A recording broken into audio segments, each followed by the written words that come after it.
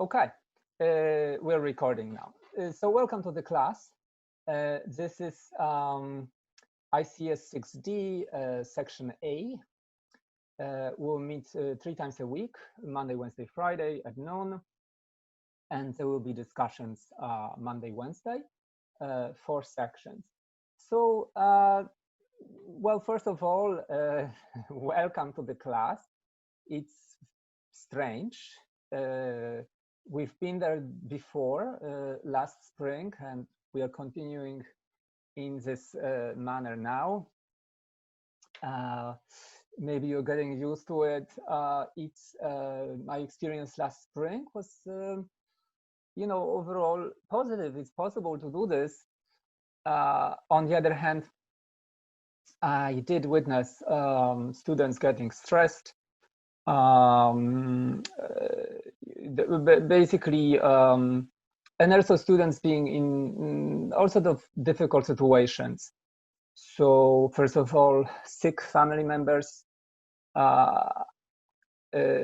people losing jobs, so difficult financial situations, either for a student or a family.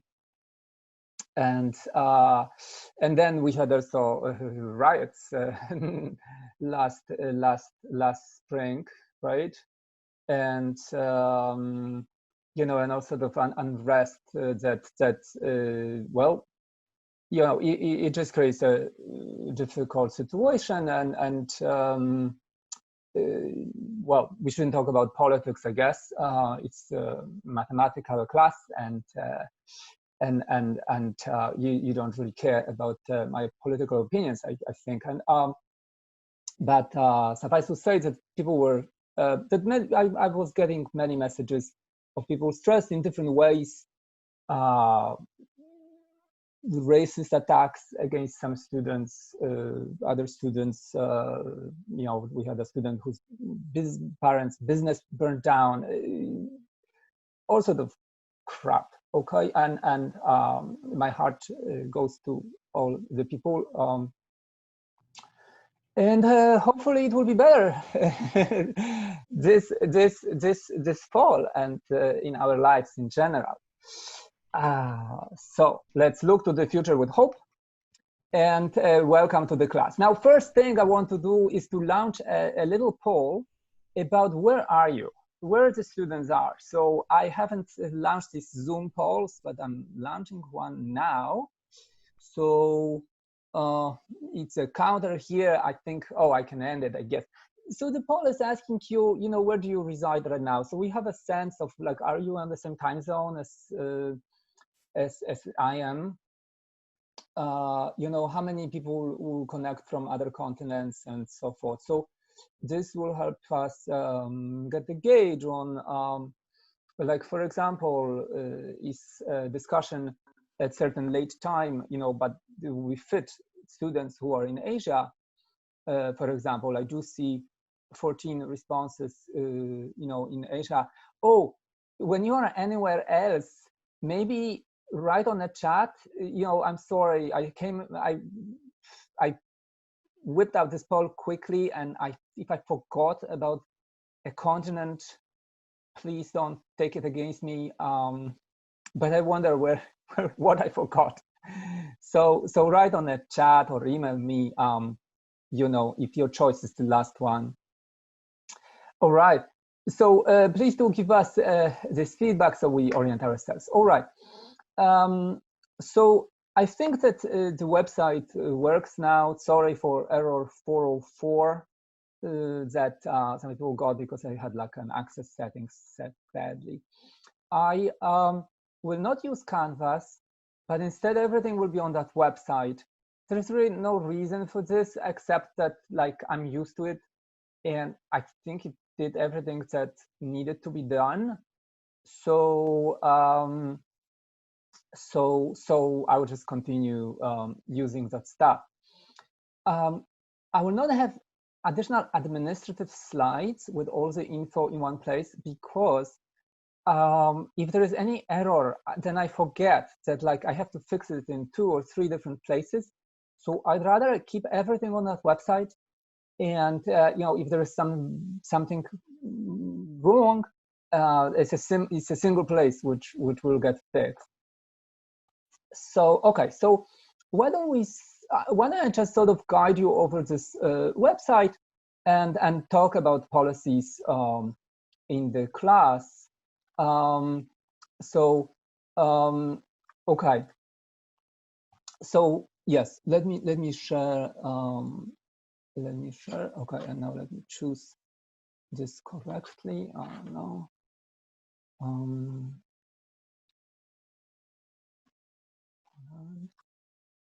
Okay, hold on a second. Okay, sorry for being slow. Hopefully I'll get in better shape with this stuff. All right, so in case you're joining late, please answer that poll where you reside. Right now we have basically 2/3 people are in California, but not on campus. 25, 1/4 is on campus. There's very few that are somewhere else in the US, but there is 15 people in Asia or Australia.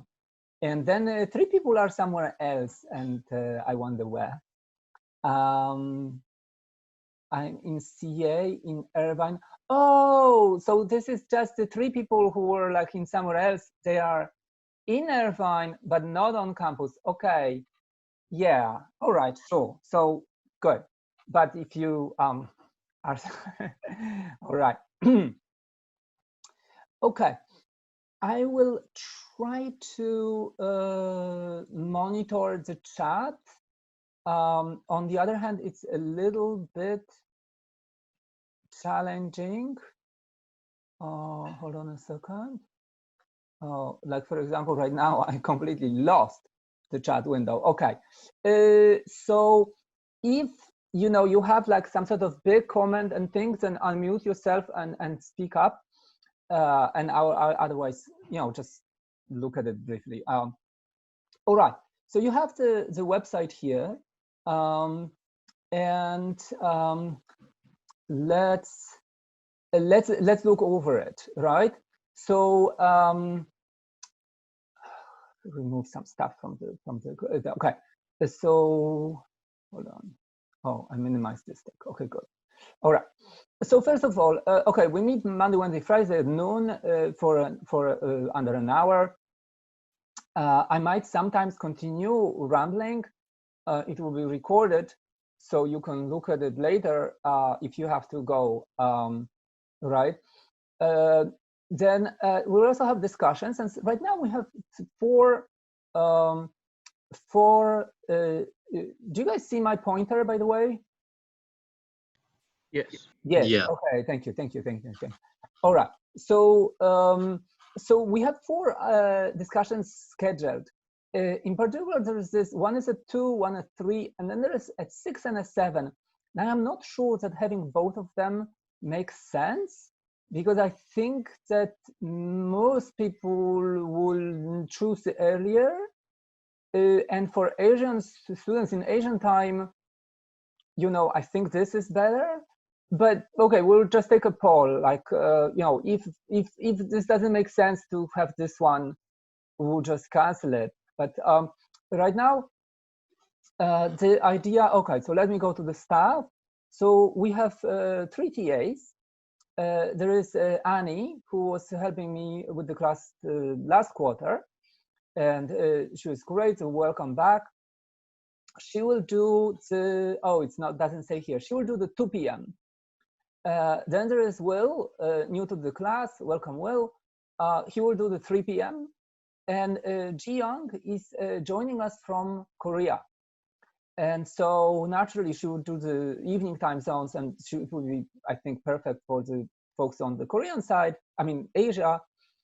But also people, I guess, who want to take an evening thing for some other reason, for example, they're working, then they can. And the basic thing is, you can attend lectures. Nobody will monitor if you do. You can, they will be posted on, and also we have 2 readers, Bruno and Po Chu. Welcome to the class too. So we will put on YouTube my lectures. I will ask the TAs to also record and make available what they do. I think the reason is that some people, you know, have a cavalier attitude, like, oh, I don't need to attend the stuff. And then when a test comes, they actually understand that, like, actually they're missing stuff. And yeah, it would be helpful to be able to actually peruse this and try to learn. And you know, better late than never. Another thing is that, well, that people have crazy schedules, I think, in general right now. So it's better if we can record these things. And so what the TAs will be doing in these discussions is basically going over examples of problems, going over like some stuff from the book, maybe in more detail, maybe, you know, alternative examples. And of course, if people have feedback, like they have questions about, like, to go over a particular thing, you know, they will try to do that. Most of the time, people sort of don't know what it is that they don't know. So rather the TA just picks exercises and does them. And also before tests, these will very often basically function as reviews of the material. Let's go here. Oh, and you know, your participation in these is not monitored. You can participate in all of them if you want to. You know, it's completely up to you. They're done by different TAs, so you would be learning something different. So I have an ICS book. It's from Glasgow. Okay, you know, so this is a common thing that happens is that, okay, let's take one thing after another. So grading policy, very important. Okay, it's fairly simple. It's right here. So there will be 4 tests in the class. Okay, they will go bi-weekly, except not at the beginning where we just don't have enough stuff to test on. So the first test is actually in week, technically number 4. Now, basically all your grade is determined by this, right? Each test is 22%, and then there will be 4 tests. These tests are given on Fridays in class. Okay, so like in class, during class, right? There is an issue with this, that we were given now this different schedule, which is 3 times a week rather than 2 times, 1 hour and a half. So this is worse for a test because you don't get enough time. And I'm actually not positive what to do. Like, I mean, I will try to just give shorter tests, but these are not great, I think. There is one possibility is that maybe we can go longer, right? And people who have some class that starts after, maybe there is very few of such people. And maybe if they exist, they can, you know, that class is recorded so they can listen to it later. Okay, so we'll see. I will be basically maybe checking with TAs about, like, what are the technical abilities of our, you know, what we can do, and making basically a poll in the class. There will be an additional testing time that will be basically for students in the Asian time zone. But if you have some very hard circumstances, like, you know, another class starting almost at the same time, and that you can, you know, you are really truly trying to do, let us know, and we'll try to accommodate you. In particular, maybe you will be just taking a test in the Asian time zone, but this is an exception. Like, I don't want this to happen with too many people.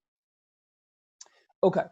Then 12% is reading. Okay, so this is like, you know, a bit stupid.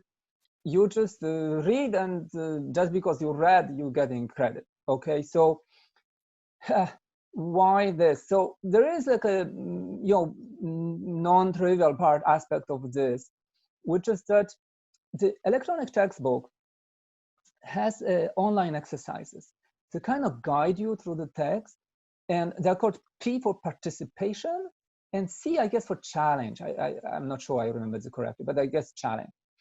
And you're not getting a credit for reading unless you do them. And actually, I think it's even only it. So like basically reading equals doing these. Because then the electronic textbook records, and then at the end of the class, I download this report from this electronic textbook. And the report is basically what percentage of the stuff that was part of the syllabus you've done. So this basically takes a little bit an edge off from the stress of tests. So this acts like a kind of equalizer. You know, if you get unlucky, if you get stressed or whatever, and you do badly in one test, well, because of this, you will, it will not hurt you as badly. Now, there is a third element missing from here, which I used before, which is homeworks. And I eliminated that part, and I'll tell you why. So where there is, hold on, where is the homework stuff? Here. So there will be we will not grade homeworks. On the other hand, we will release homeworks every week, and then we'll release solutions every week, okay? And you are also welcome to submit the homework to a Gradescope site. And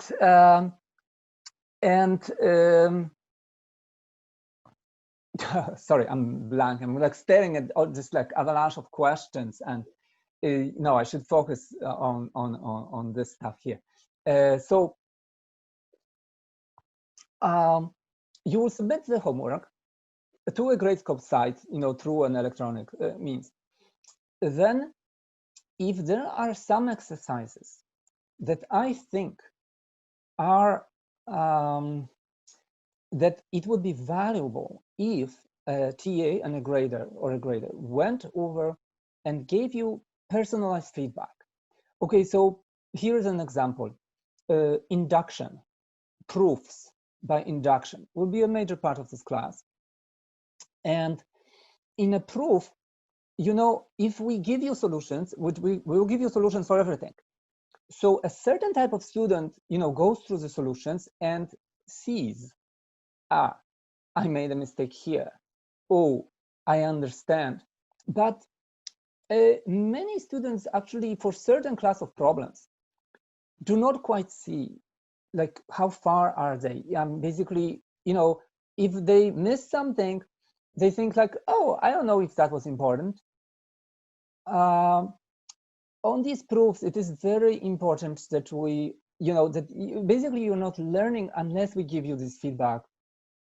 So we will, not for every proof, you will do like 4 proofs and maybe we give you feedback on 2, okay, or something like that, for a given homework, because there's 2 AD of you, and basically giving this detailed feedback, it actually takes quite a lot of time. Okay, although, once you do it, like you're getting in this kind of nirvana where you're like, okay, I can see the pattern, except for some people, you don't see the pattern. And perhaps, but perhaps they are not completely off either. And so if focused attention makes us realize like what it is that you're missing, that might be valuable. But obviously the volume is such that we cannot do this on every problem. And I don't believe it makes sense to do it on every problem. It's a waste of resource. Like most questions are like yes and no, or there's a numerical formula. And basically, you should understand from the solutions. And if you don't, go to office hours, raise this at, go to office hours, raise it to discussion. And then there's this Piazza. So an online site where you can talk and say, oh, here's the solution. I have no idea why this is wrong. Okay, either we or others will give you an answer. So now, why not also give a score for this and make it count towards a grade? Well, the problem is fairness. That you know, some people collaborate, some people just like cheat in some other ways, and it's not worth much. So, you know, how many points can we give? You know, let's say 10% of your grade. So like chasing correctness and fairness on these things is just such a small thing. You know, there is very little gain for a lot of effort. So this year, I think that I will just do it this way. You will not get, so even if you do your homework perfectly, you know, you will not get credit.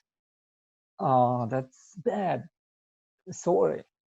On the other hand, you know, what we will do is that you will do great on a test, right? And so you will get a score for that. And okay, so that's what I think, you know, we should do this year. You know, it's all here. Maybe I'll take a questions at the end. Okay.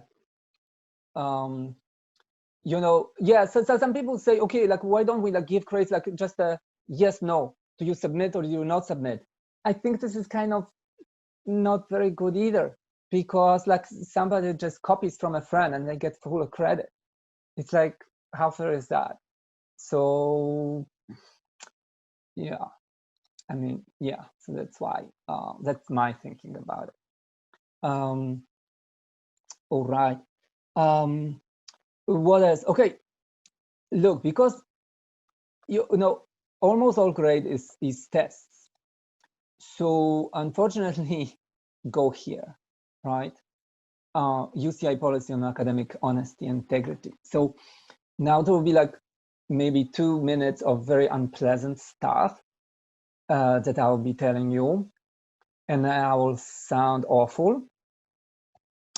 And basically, you know, because we're in this distributed environment, you're all at homes and stuff, it's kind of hard to tell like whether somebody is doing the test honestly or not.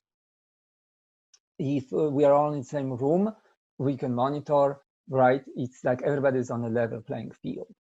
If you're at home, unfortunately, we are subject to some people who are dishonest. And this, you know, it just completely pisses me off, right? Like I really am riled by this. So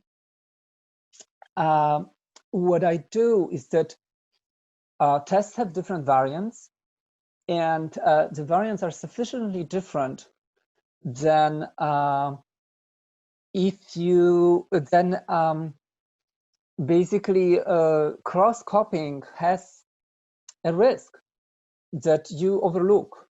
Okay, sorry, saying you, I'm really talking to a few people who are tempted to cheat, okay? And I don't think it's a lot of you, okay? But a person who does this has this risk. Now, and also, look, you know, because people who cheat are often the people who don't understand and basically cannot do it on their own. So then they do it badly. Okay, like you basically, we can see that like you jumped from not understanding stuff to suddenly understanding. And it's like, what the hell happened there? I mean, great, maybe you had an illumination, but maybe you just got it from somewhere. And then, you know, and so you got caught. And of course, I'm sure that there are people who escaped and being caught, but then there were people who did get caught. And so there is this academic policy ombudsman office, okay? And I report when I see something like this. And I write them an essay and say, like, you know, here is what the person did, and like, here is why these two are similar. Then there is an investigation. They ask the students, they ask me, and basically, sometimes I accuse people, and I'm so sorry, you know, wrongly. Like, it was actually something that was on the homework. So the two people have very, very similar text because they just wrote what the homework solutions had, or, and I thought that they copied from each other, right? For example. But it's, it's not so hard to figure this out. And then I apologize, and we are hopefully done and we move on. But then there are people who actually do cheat. So there were maybe 15 cases or 12 I started last year, and some were dismissed. Some basically ended up like, okay, there's not enough evidence, let it go. 6 or 7 ended with people placed on with a warning by the UCI. So I guess it's like you do it next time and you kind of out. And one person was put on probation. And it's just, I hate to do this.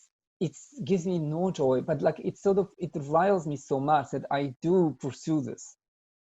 I just think of, that this is really nasty to other students, and that, I'm failing other students who are doing honest work unless I pursue this and try to stamp it out. And the punishment is kind of medieval, okay? Because if I give you 0 points on a test, which is what I did last quarter, your grade basically goes from, you suddenly getting 22% less. I mean, right? So, and chances are you're not an 800% student anyway to begin with. So this 22 basically shifts you from like B to C minus, and from C to D minus. And, it kind of kills you, right? So, so you don't want to go there. All right.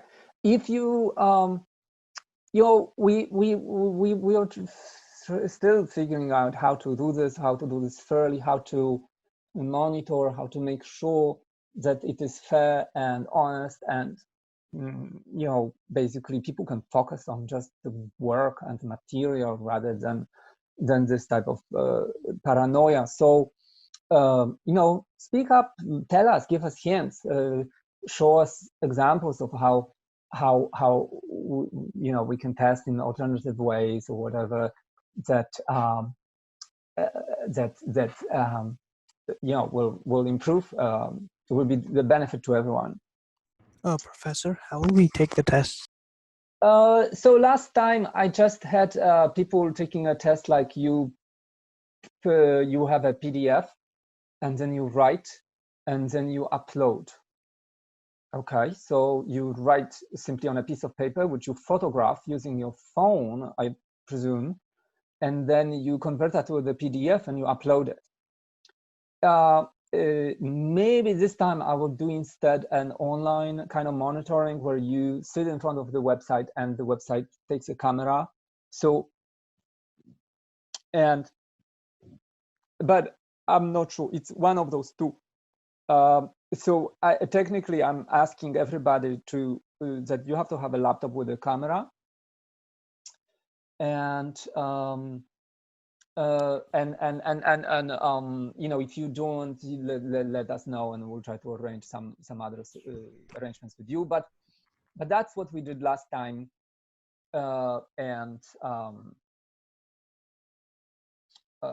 it worked, I think, better when the test was an hour and a half, because then the margin for like photographing, uploading, also you have to tell the website, my first answer to first problem is on page 1 and 2, and the second problem is on page 3. This kind of stuff takes a little bit overhead at time. Anyway, that's what we did last time. Do we get extra 10 minutes at the end for uploading? Yes. The problem is with people who have to leave, and then it's like unfair, right? But hopefully maybe that's not the case, and most, and this will be only a problem with very, very few people. for whom we will have an alternative arrangement. So I think the first thing I will be asking people like on a poll is like, are you okay with an hour and a half test 4 times this quarter instead of an hour? Okay, now people ask, is there a curve and all of that stuff? So let me just tell you how I basically always grade people. I have a subjective sense of what constitutes A, B, C, and where the border is between passing and failing a class. And roughly it's 1/3 A's, 1/3 B's, 1/3 C's, although sometimes it's a little bit more B heavy. And that's it. And the fraction of people where I think is the line where like I don't think you should be passing the class. Well, typically it's around 65% or something like that of score. So so that's it. I mean, maybe that's a curve, maybe that's not a curve, but I believe this is roughly what everybody does in introductory classes, where we're just trying to sort out how, roughly people do, so that they know, like, should they be going further into this field or maybe looking at a different one. Okay.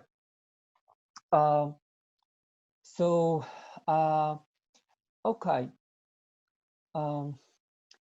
Gee, there's so many questions. Like it's like okay, or people are saying stuff, but maybe.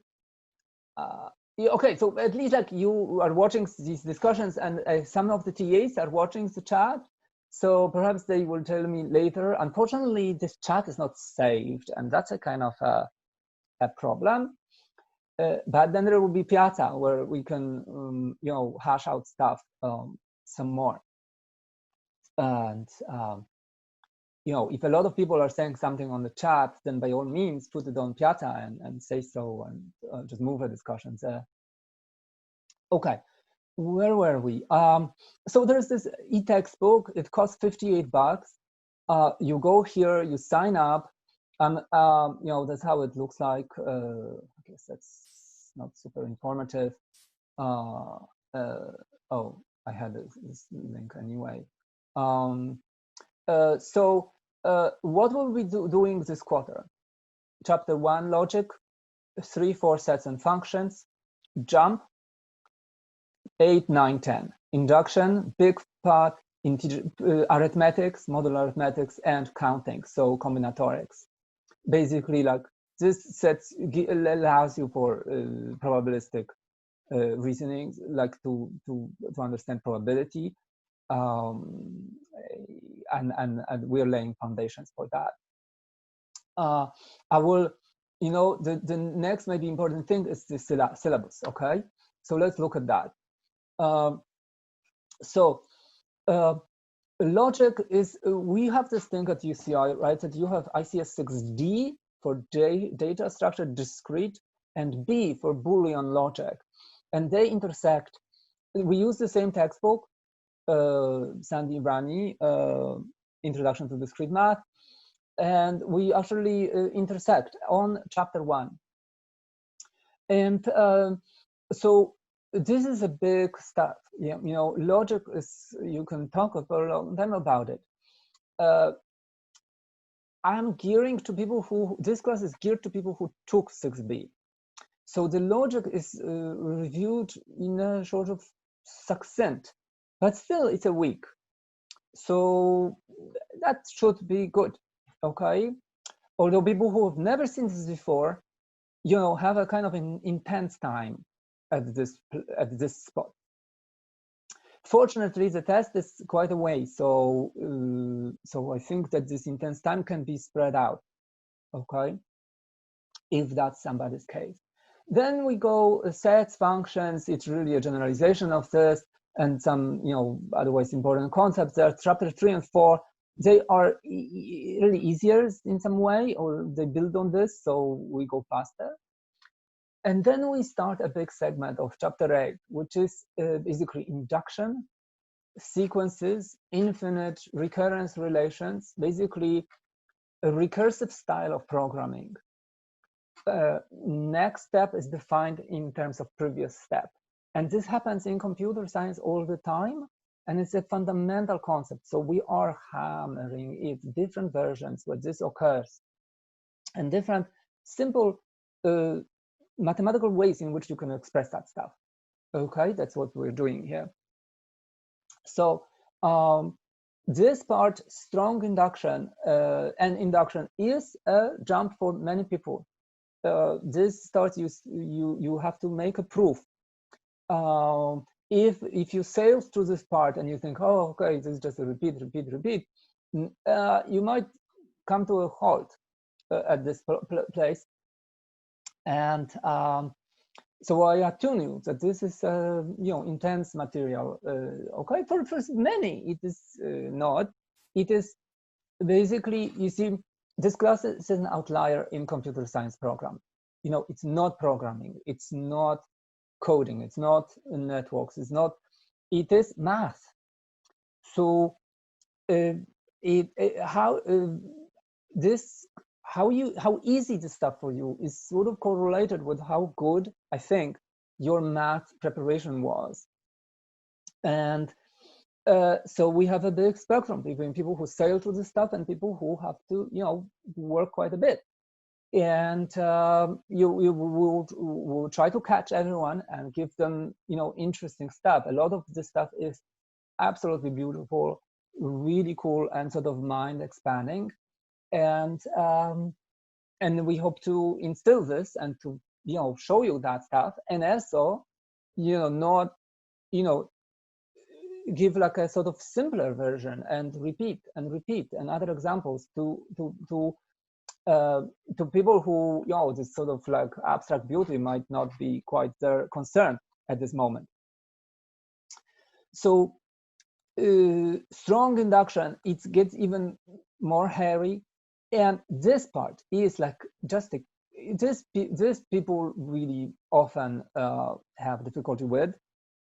So we have a week on this stuff, and a week where this basically becomes much more detailed, and we spend a lot of time on some things that in the book is covered in a few sections, while this whole chapter, is done here, or 2 chapters are done here, right? So this induction, strong induction, recursive stuff is a big chunk of the class, and it will be tested mostly on test 2. Because tests go with a delay. So test 1 tests you on this stuff, okay? While test 2 on this and this. So recursive stuff, chapter 8. Then the next big segment in the class, sort of segment 3, is modular arithmetics. It's all chapter 9. In particular stuff I particularly like is applications to crypto. So cryptography is my field, right? So that's what I do. And of course, you will see I'm getting particularly excited during this part. And so this will be test 3. And the last chunk of the class is counting. So combinatorics, permutations, combinations, ways of counting, different essentially probabilistic, things, arrangements. But in that, applications to probability will be done at the last week, and here, and because tests go in a delay, this last material, applications to probability, will actually not be on the test.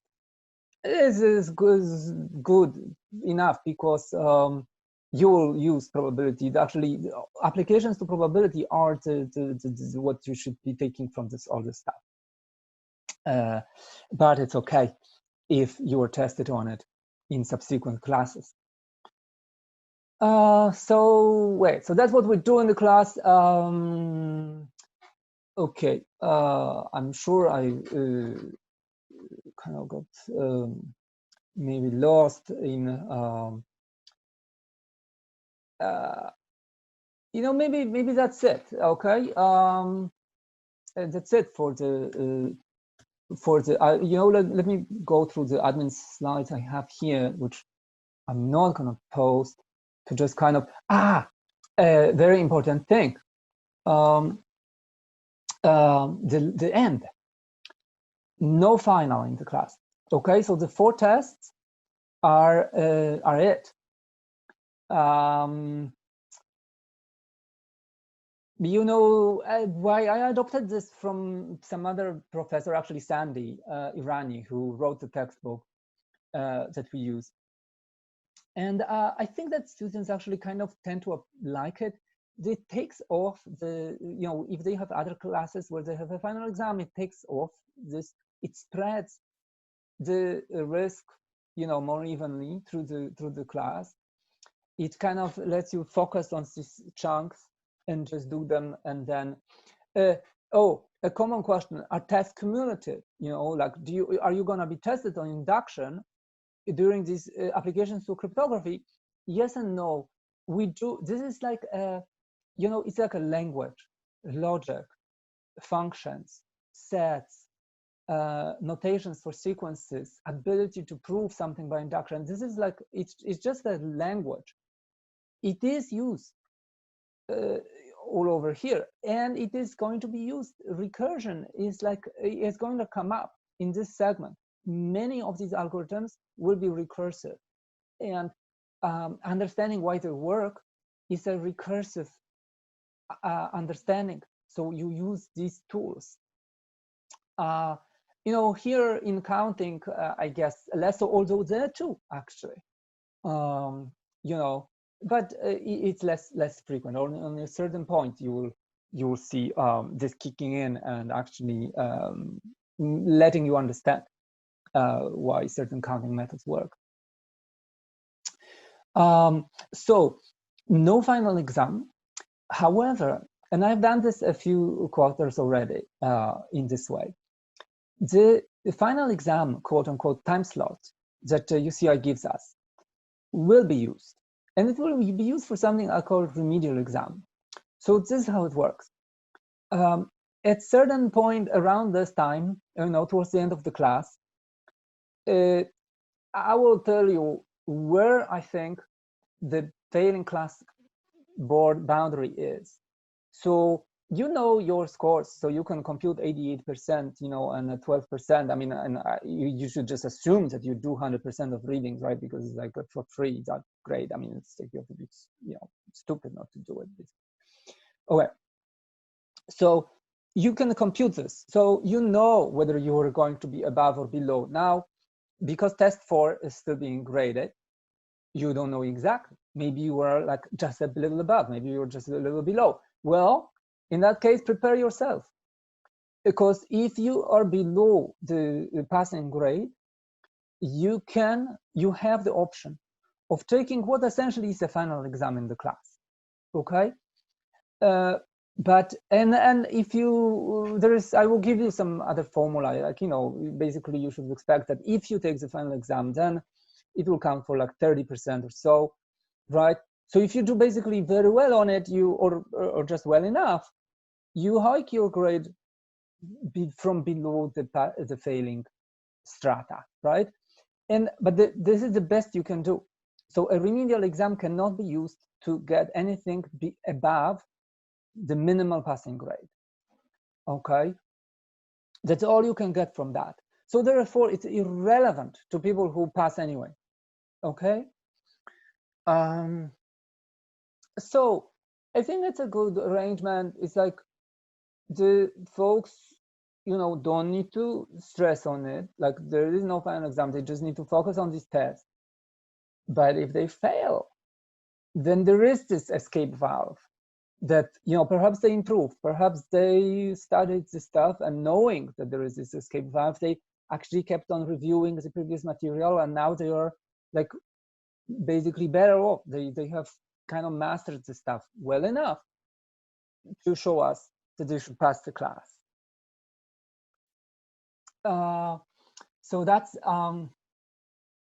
you know, that seemed to students seem to be okay, or like after, you know, kind of like this arrangement before, I think. And okay, so that's why I can't keep on doing it. Maybe some few things more. Just one important thing. When even though your homeworks are not graded, not scored, there will not be, you know, the grade will not. I am 100% convinced that the only way to do well is to do them. And now, you know, humans are weak creatures, and you will be tempted to not do them. And then you will do badly. And then I think you will blame me, you know, right? But I will take no responsibility for that, right? So you kind of adults, like you need to do this stuff, and otherwise you know you will not do well in the class, right? It is yeah. So yeah, so I don't know what more I should be saying about that. I mean, it's very clear to me, but well, I hope it's also clear to you. What you know, it's like I have a few slides like about like what discrete math is all about and kind of philosophical stuff. But you know what? Maybe I should skip that and just I will post them. Why don't we open the mic and you guys hold on. Okay, I will stop sharing. Oh, here, stop sharing. Okay, good. So yeah, tell me what you know. What's your thought? You know, do you have some things I can quickly answer now? When will you check each of the readings for completion? When will you check them? Each week? At the no, sorry. Like that's also bad for students who are you know, just sailing through and don't really understand what's going on. No, I will not. I will check this only at the end. So if you know, which tempts you to just do all the readings at the end, right? It's stupid to do that, but it's like I really don't see why it's on me to like monitor you and make sure that you do the reading every week. And you know, it's like why should I be spending time like trying to do this, like right, like downloading this and making sure? It's like you're on your own, like you should be doing it. So maybe I shouldn't be speaking in this mode, but anyway, that's what I think. Yeah, tell me what next. No, so you were only checked at the end.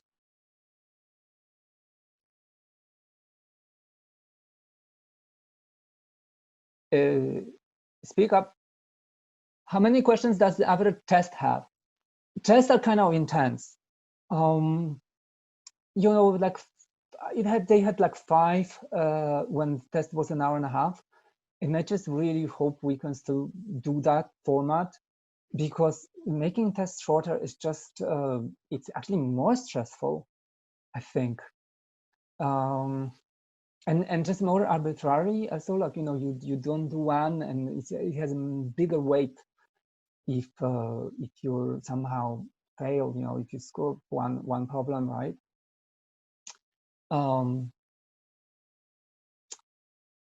So what else, guys and girls, and Hi, anybody else? Can you hear me? Yes. Hi. I was having trouble finding the course in general because Canvas wasn't showing it to me. Yeah, Is yeah. there... Canvas is not. I linked from the Canvas, but I forgot that it takes time for the university to like approve my Canvas. The link is in the email, and it's also here on the chat at the very beginning of the chat. Everybody should have gotten an email like, here is the class link. Okay. Yeah, because I went on Canvas a few days ago, and then it wasn't there, so I just figured maybe on the day of it would launch up, but so I didn't find it, but I found it on it was like called EE.center or something, Central, the old version of what the platform. Yes, that doesn't monitor, so I can link from there, but the Canvas somehow like wants to approve. Okay, so yeah. do you know I should maybe expect the Canvas to be available just to... But we will not use Canvas at all? Okay. So all that you get there is a link to that website, which you already have. There's nothing useful on Canvas. So I'll just use the website that you have, right? Yep. Yep. Okay. Canvas has no content except for that link. Okay. Thank you, Professor. Yeah. Thanks. Can you hear me? Yes. Hi. So I just wanted to know, how much of an advantage do we have over other students if we were to do these homework assignments to prepare us for the exams and so forth? I think that if you don't, you're not gonna do well at all. I mean, you have to do. I mean, to get an A, you have to do like 90%, right? I mean, so like, how can you do that? Like, unless you actually learn how to do this stuff. And to get a B, you have to kind of get like around 80% and so forth, right? So, yeah, I don't believe.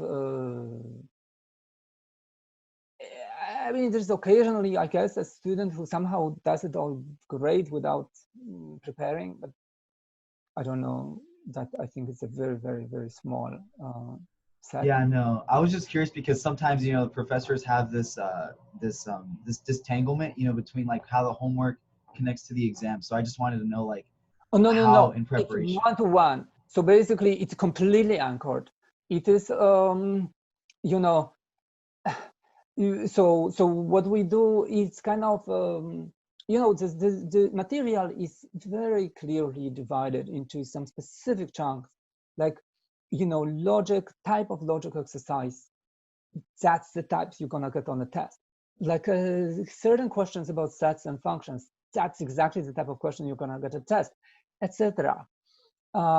Now, some questions are a little more open-ended, like you learn how to prove certain things by induction, perhaps with applications to, okay, here's like a network grown by like, a bigger network is made of two other networks in a certain fixed way. So prove the following thing about like how this network grows.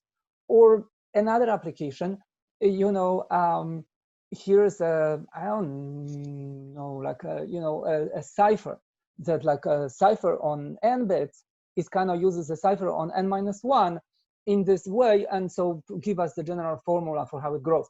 It's completely different application, different language, different thing, but the actual tool is the same tool. So like, yeah, maybe you didn't see that version of the problem, but like it is still the same problem. I mean, otherwise I wouldn't be putting it on the test. So there is a, yeah. Cool, thank you. Yeah. So there is a fragments of material where the types of questions are getting more complex, and if you did certain type but not the other, then you'll be like, ooh, how can I do this, right? So I will, the tests are supposed to review how well you have learned this, and not try to kind of test your ability to jump to a completely new place. so no, so the Zybooks readings is not monitored until the end of the class. I just see what you've done throughout the year, and I just take a score for this.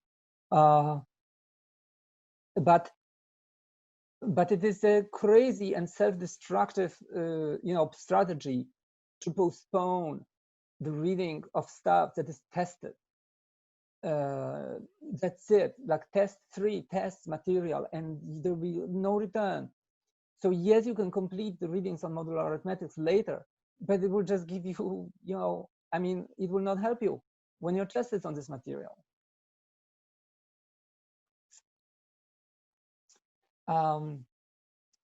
Lectures, I will post a link, I will set up a YouTube channel and it will be tested. It will be a YouTube channel, and the link will be from the class site. There's none yet because there isn't any videos yet.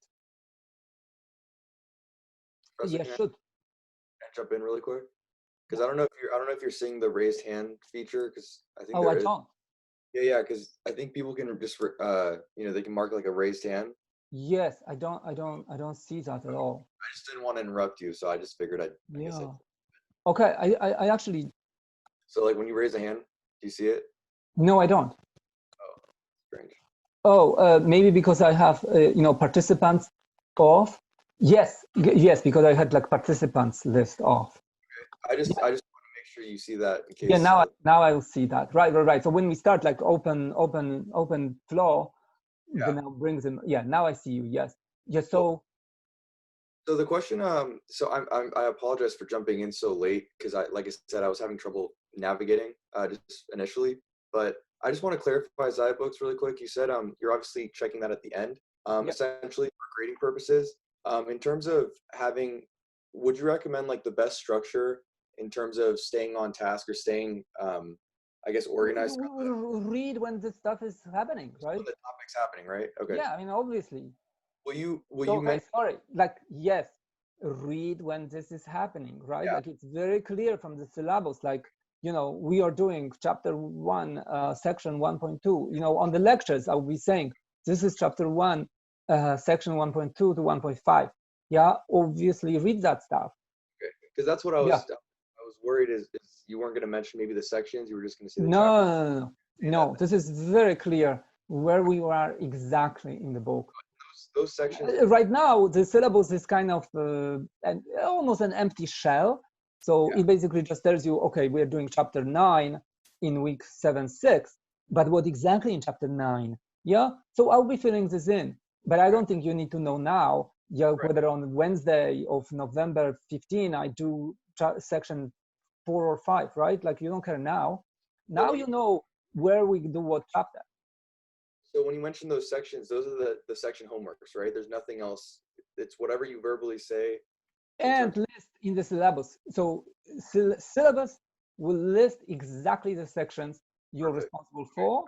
Mostly it's all the chapter with some exceptions. So some sections from certain chapters will basically skip, and then others will include, etc. All of this will be on the syllabus. You will exactly know which sections you're responsible for, and which sections are happening at the given time. Okay, appreciate it. Thank you. Yeah. Any open hands? Okay, I don't see open hands. I mean raised hands.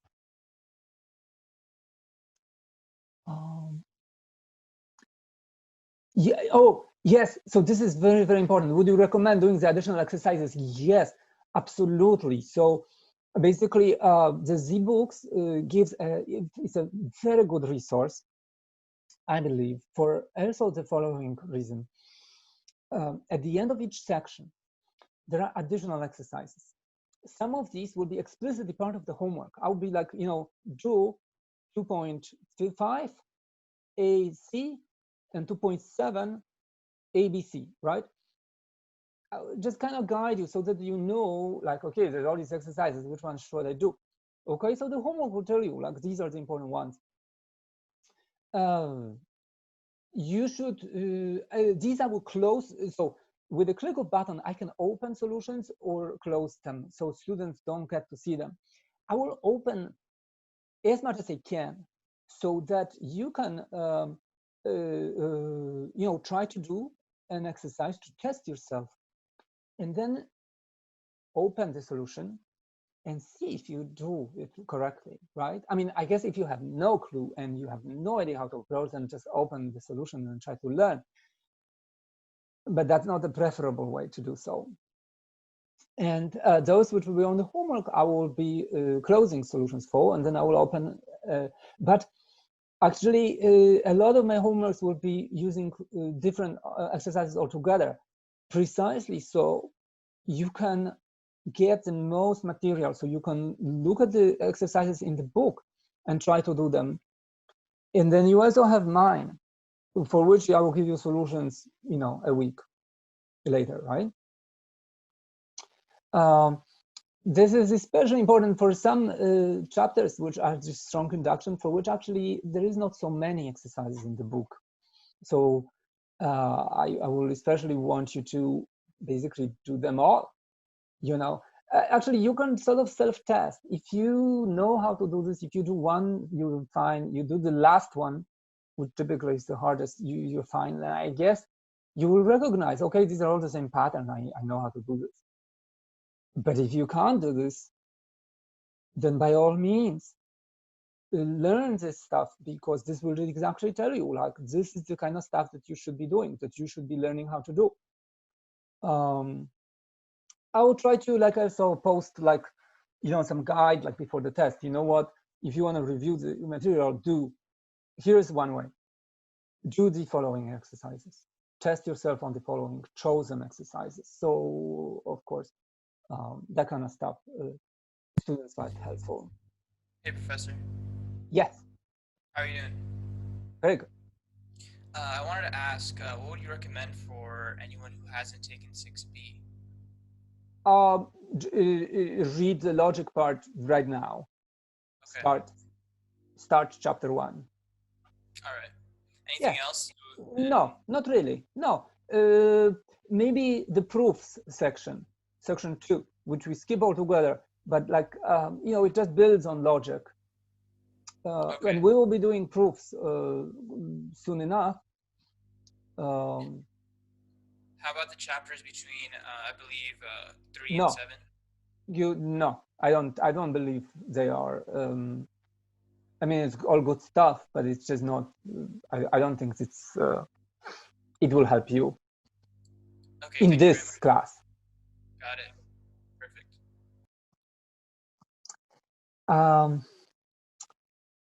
Somebody else? Maybe somebody has some, good question on the chat that I missed, because there's a lot of activity on the chat that I monitor.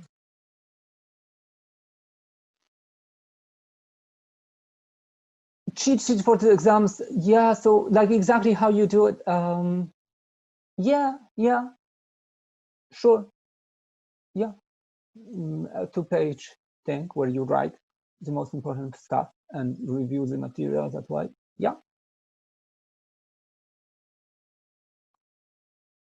Okay, so we meet on Monday, and then there's also discussions on Monday, start up.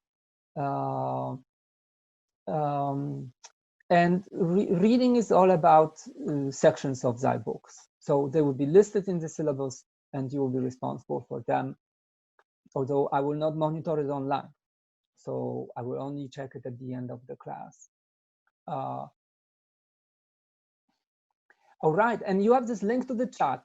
So best way to contact, well, so I have office hours. It's also on staff, Tuesday, Thursday, 9 a.m. I thought. TAs will have office hours. I think this Piazza is a great way of communicating. So you tag your question with a certain topic. Oh, yes, I really want to put a place, we will be responding, staff will be responding, other TAs, myself, but also it would be great if people are active on chat and respond to one another. I think, especially during this time when people are isolated, it sort of allows, like, it kind of creates a conversation going. And you should be unafraid to post, like, here's the, I have, how do you do this type of problem? And some student might be like, look at the problem 12A, whatever. It is exactly that type of problem or whatever, right? And on and on and on. And stuff like administrative stuff. Some link doesn't work, or like you have, something is said imprecisely, you need clarification, or this, that, or so whatsoever. This is the place where you put it. And we're getting emails when, I'm getting like emails when there is a post, so I can see straight away. And you can set it up this way too. And I will be sending all announcements of the class through chat. So I will know the email. I will put it on the chat, and I will, if it's very important and time thing, I will have an option that it generates an immediate email to everybody who's on Piazza. So you have to link through Piazza to get the stuff. Instructor for this class section initially was listed as Gasco, was looking for the code. Yeah, yes, this is, so Professor Gasco and me, we switched at some point early in the summer, and she was supposed to teach it, and I was supposed to teach something else, and we just decided that it's better if we exchange. But did it create some problems for somebody, some logistical issue? What was the question? Because I took Gasco last quarter, but yeah, wait. So it's a textbook. It's a longer chat message. Hold on. I have the code for Gasco for my ZU books. Yes. So this happens in this class, that people register for like a different version of the ZyBook. From my experience, ZyBook people are good at this. So you email them and you say, I want my ZyBook credit transferred from one section to another. As far as I know, they do this, and that's it. So just find some sort of feedback link and tell them, this is what I registered for. I want to switch it to the following one, and they will do it for you. So by the way, everything is open, and you're going to be only measured in December. So don't panic, right? Even if they don't switch it for a week, doesn't matter. Like, everything is the same. Yeah, right? But do it straight away. For example, Professor Gasco will open solutions for different problems than I will. So yeah, so do it straight away. You can go to any discussion, yes, and you can go to all of them if you want to. Sorry about this Gasco Jareki switch on the test book. So I don't know how many people this is, but I will, another thing I would do, because I don't know how fast the ZyBook people reply, but and switch you. But every time this happened, I never was told that they didn't honor such a request. So they always basically honor these requests. And what's it to them? What do they care what section you are? So but I don't know how fast they respond. So I'll ask Professor Gasco to like open exercises. But at first, I don't believe that this will be such a crucial issue for you. But anyway, hopefully they respond fast. You know what? I will stop recording, because I think this is useless for people, because like they see me responding to chat messages. So I'll stop recording now, but you can hang around.